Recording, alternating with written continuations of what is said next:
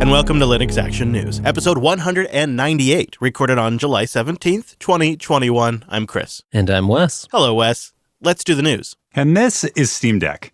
It's a handheld, high-powered gaming device that lets you take your Steam library with you wherever you are. It's got a beautiful 7-inch display, ergonomic controls that are really built for long play sessions, and a new look for Steam designed for Steam Deck.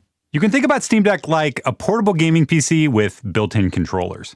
And it runs Linux. Arch Linux, actually, with a Plasma desktop. Yep, that's right, and it's available for reservation right now. The first units, Valve expects, will ship in December 2021. It comes in at 3 different price points, $399, $529, and $649. Each price brings more storage, with the top 2 tiers offering faster built-in storage, but all levels come with an SD card slot for some expansion. In an interview with IGN, Gabe Newell says they had to work aggressively to get the price points down to where they are now. Note, this clip I'm about to play from IGN, it has music baked in. I apologize for that, but we think that the information from the bearded horse's mouth is worth it. One of the things we're testing on this is that price performance is going to be one of the critical factors in the mobile space. And so we've had to be very aggressive in terms of pricing on the deck. Because of its form factor, many people are comparing the deck to the Nintendo Switch. Sure, that was one of my first thoughts as well, but when you look at the specs Valve has managed to cram into the deck, I think maybe the comparison becomes a little less clear. The deck has an AMD Zen 2 processor with 4 cores and 8 threads. It's got 16 gigabytes of RAM. And has an 8-core GPU that bursts up to 1.6 gigahertz. So in a lot of ways, this is more comparable to a modern Xbox, but just in a portable form factor. And Valve's actually hoping that the combination of this hardware running at 720p on the display will produce really good gameplay, even at rather high game settings. And their goal is to potentially sell millions. So our view is if we're doing this right, that we're going to be selling these in millions of units. Yeah. And it's clearly going to be establishing a product category that ourselves and other PC manufacturers are going to be able to participate in. And that's going to have long-term benefits for us. So that's sort of the frame in which we're thinking about this. Valve is talking about defining a whole new product category here. One that would be powered by Linux. Yeah, and the reaction overall seems really positive. And you can really see, if you've been watching Valve for a while, a lot of the lessons they've learned building hardware over the years are baked into the deck. Ultimately, it's an evolution of years of hardware and software design work. We've taken everything we've learned from developing the Steam controller, Steam Machine, Steam Link, and Valve Index, along with the Steam client, and applied all of that collective experience in designing Steam Deck. That's Eric from Valve in a video they created for developers interested in supporting the deck. One of those hardware lessons that set the deck apart from devices like the Switch are the built-in trackpads. And, well, definitely something we'll want to go hands-on with. The way Valve describes them sounds promising. The trackpads here are an evolution of the same technology that we've been working on since the Steam controller days and experimenting with internally. You also have seen some of our trackpad work as part of the Index controller, for example. They can be used for many different things. We have a keyboard that lets you do dual thumb typing. In-game, you can map them to areas of the screen for the mouse cursor to jump there and be kind of a one-to-one region type input. You can create on-screen menus that pop up on top of the game and have many customizable like macro buttons or keyboard keys. And you can just use it for mouse input, where it's really powerful and reliable for the people that are comfortable with that sort of input. And something that Valve stresses multiple times in their interviews is the deck is just a PC, an open PC at that. You could even load Windows on it. And users will be able to connect just about any device compatible with Linux to the deck. But Valve is also working on a direct dock solution. Yes, we're producing a dock. It'll be sold separately. Is there a price on that yet? Don't have a price for you today. Okay. Will that be available at launch? Don't have that answer for you yet today either. There's plenty of existing off-the-shelf solutions. I don't think that it'll be, providing this nice experience, but similar functionality.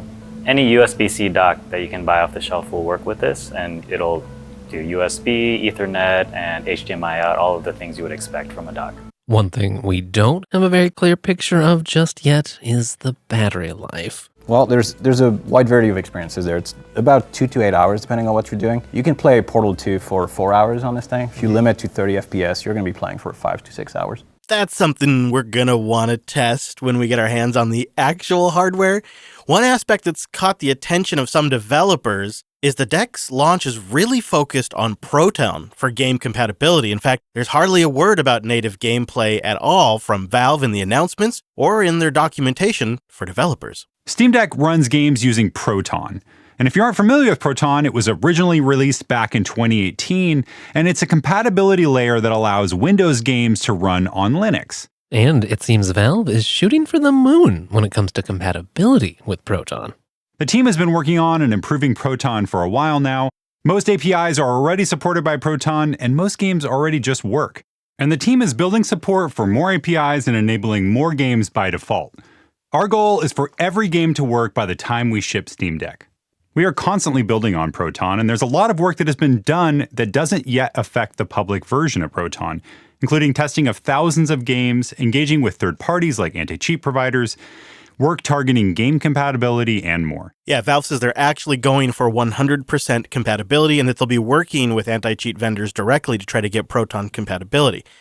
I have been contacted by some developers in the Linux game space, however, that say that they've been nudged or encouraged by Valve to focus on a Proton version of their game instead of a native Linux port that they might have already had in the works.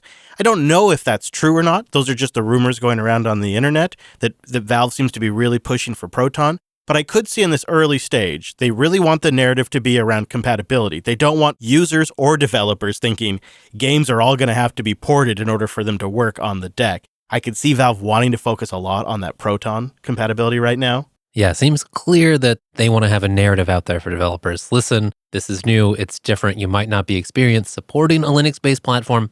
We've got your back. They definitely are getting developers hardware. It's just going to be a little bit, and it sounds like developer kits will be in very limited supply. The answer is we're currently building dev kits and have earmarked some of those units for partners like you to test your games. And these dev kits will be identical to the same Steam Decks that we'll be shipping off to customers that they'll be playing later this year, except for a few small cosmetic differences. And supplies are really limited. And so we're going to have a program where you're going to be able to request a dev kit soon. And we'll be sure to keep you posted and let you know the moment you can submit a request. Now, I am a little concerned if they are pushing everyone towards Proton, if this is true or not, and I could see that creating some incentives around the Steam platform. Developers would really be targeting the Proton environment, especially if something like the deck really took off and there were multiple versions by multiple hardware makers. I don't know if you remember this, Wes, but Dell actually took a shot at creating a Switch-like machine a little while ago too, but bailed on the project. Oh, really? Yeah, so you could see maybe if this sells well, Dell picks a project like that up again, and of course they're going to use SteamOS, it's free, and Valve is going to want to guarantee that those games work like a console, and so maybe that's why they'd be pushing something like Proton. I don't love that though, because I think the dream about Steam coming to Linux originally was availability for all Linux distributions, getting games just native on Linux. But if this is the case, I still am compelled to get one. I mean, at the end of the day, it's a Linux machine that plays your games, right? I love the form factor. I love that they're going to include the Plasma desktop. And like they stressed over and over and over again, it's an open PC, so you could really throw anything on there. Are you locked into Steam, or can you, because you mentioned this a minute ago, Pierre-Luc, or can I log into the Microsoft Store with my Game Pass Ultimate account or my Epic Game Store account? Again, you can really do anything that you would expect a PC to be able to do. So the answer to those things is yes. Yes, excellent. The switch to Arch as the base for SteamOS is frankly a little surprising. And Valve has confirmed users will have full access to Pac-Man and the usual Arch package repos. We're going to dig more into the deck's Linux implementation with our expanded coverage in this week's Linux Unplugged. Well, speaking of handheld-powered Linux devices, Ubuntu Touch OTA 18 has introduced a new way for Ubuntu Touch to scale down the wallpapers that you have set. You know, your high-resolution wallpapers, guess what? They take a fair amount of RAM. And that's really going to benefit some of the lower-end devices running Ubuntu Touch, like phones with less than a gigabyte of RAM. This release also comes with an updated Media Hub component, which is being used by Ubuntu Touch apps for audio and video playback, so expect a smoother, more reliable experience there. And of course, there is, as always, a batch of bug fixes that just make your experience smoother and more stable, but there is a significant fix in here for Google Pixel 2 devices that were having audio call quality problems. So you'll definitely want to check the notes for that. We covered Amazon's announcement of their Elasticsearch fork back in episode 173 in late January. This week, Amazon announced the first production-ready version of that fork, named OpenSearch. Amazon first released OpenSearch back in April, but it was an alpha then. It just really wasn't ready for production use. Amazon's making the statement now with version 1.0, which is available up on GitHub, that OpenSearch is ready for production environments. And Amazon is eager to remind everyone it's very much open source and they would like your contributions. In a blog post they wrote, "We encourage anyone to use, modify, extend, embed, monetize, resell, and offer OpenSearch as part of their products and services." They go on to say, broad adoption benefits the entire community. This has been in the works, really, since AWS launched its Elasticsearch service in October of 2015. That kicked off a whole series of events that have led us to this announcement today. We are now living in a post-server-side public license era. Yeah, okay, so back in March of 2019, AWS created its own distribution of Elasticsearch. Now, that's distribution and not fork, because at the time, while they were unhappy that Elastic, the upstream developer of Elasticsearch, sort of keeping some of their more useful components out of the core open source project and making you pay for those, Amazon's new distro was called the Open Distro for Elasticsearch, and they were pretty clear that they were not forking Elasticsearch and still intended to contribute back upstream. Yeah, however, Elastic remained unhappy with the use of the Elasticsearch name by Amazon and its trademarks, essentially. And at the start of 2021, they changed the product to be dual license under their own Elastic license and that SSPL, or the server-side public license, that was originally created by MongoDB. This relicensing had the effect of making it difficult for cloud providers to run Elasticsearch as a service, since now they would have to publish all the proprietary magic in the back end that actually makes that service work. Elastic's move was also kind of unpopular with the open source community, especially those who had contributed code, believing it would always be free to use under the Apache 2.0 license. AWS responded by announcing OpenSearch in January of this year. But this time around with a new name and explicitly forked from Elasticsearch just prior to those license changes. The company also introduced OpenSearch Dashboards, a fork of Kibana. But now all of that is history. And the key question going forward is how successful will the company be in actually building a community around OpenSearch?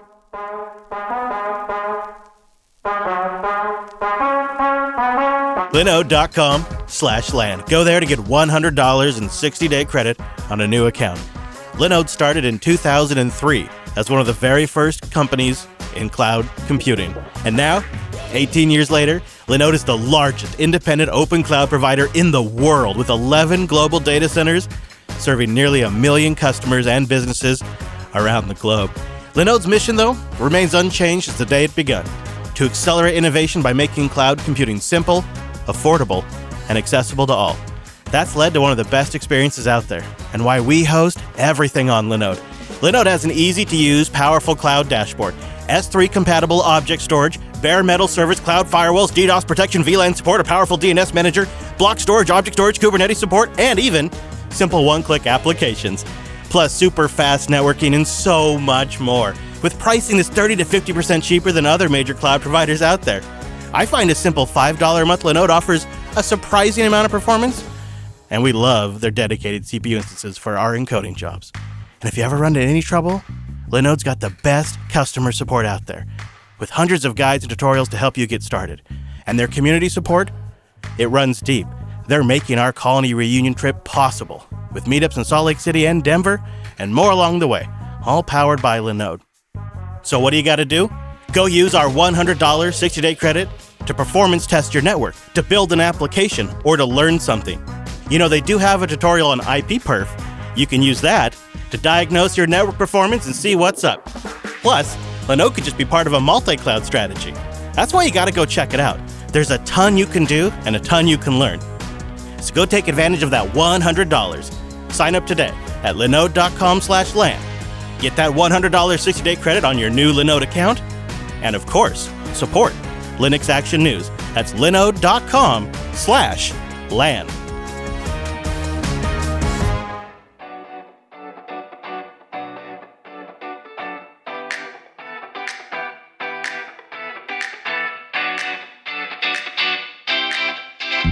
Are you ready for mobile to get simple? Linux.ting.com. You see, Ting is an MVNO, a mobile virtual network operator.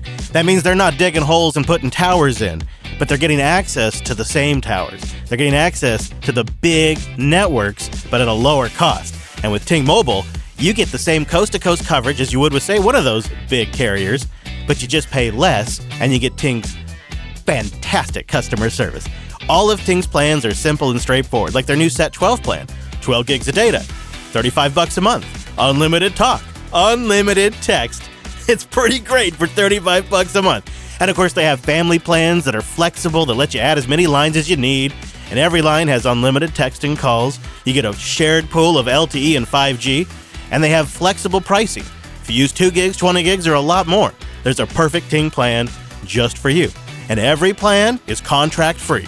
With their great interface, fantastic, straightforward UI, it's simple to switch to Ting. And pretty much any phone works with Ting because they do support so many networks. So to get started, just go to linux.ting.com. Check your current phone, create an account, and pick the plan that's right for you. When everything lines up, Ting will send you a SIM card, you pop that in your phone, and you get activated in minutes. Cutting your phone bill in half has never been easier with Ting's brand new plans. It truly is the next generation of Ting Mobile. I've been a long-time customer, and I can tell you they've never had plans this great. So go see how much you could save and take $25 off of that at linux.ting.com.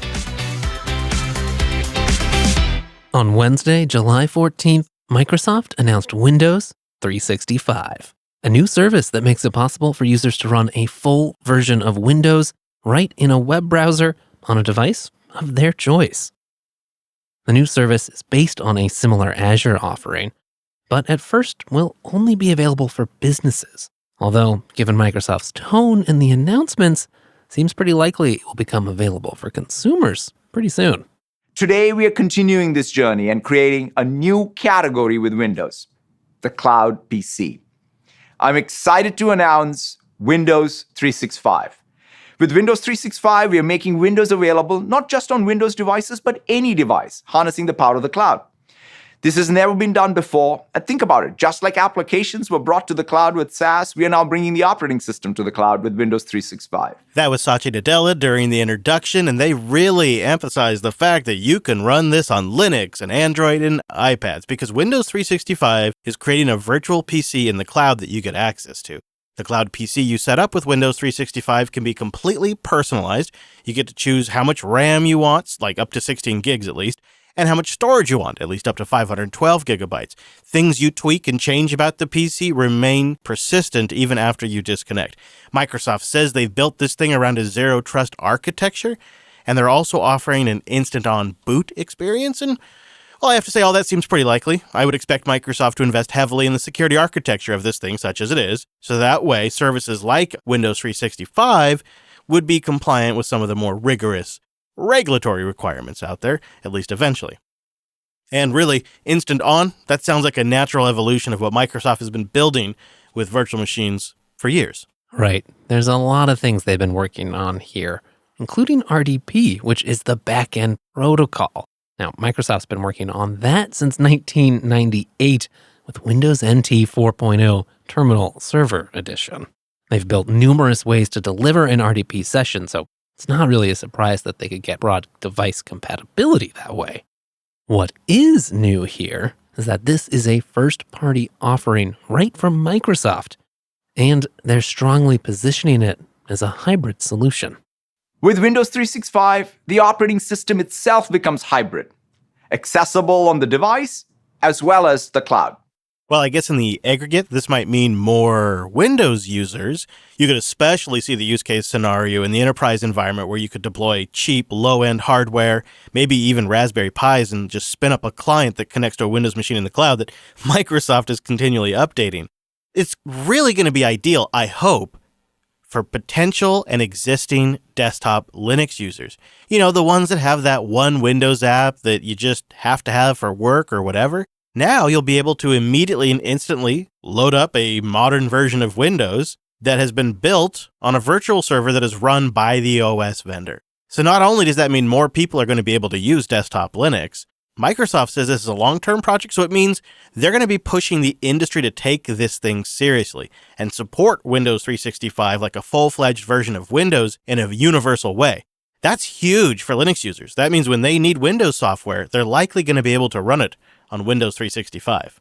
It's funny how this changes the framing a little bit. I'm realizing that, okay, I don't love Windows in general, but I really don't like it running on my device. And if Microsoft makes it easy for me to just use Windows when I have to, that's honestly pretty nice. I've played with Azure Virtual Desktops a little bit and played with running VMs on Azure, and none of it was as seamless as it sounds like Windows 365 is going to be. And I'll say this too, Wes, I've always felt like the best way to run Windows is in the safety of a virtual machine. And now they're just going to do it for you. It is funny how long it took them to get here in a sense. I mean, other providers like Amazon have had this for a while, but Microsoft being the maker of the operating system, I think, does give them pretty good advantage.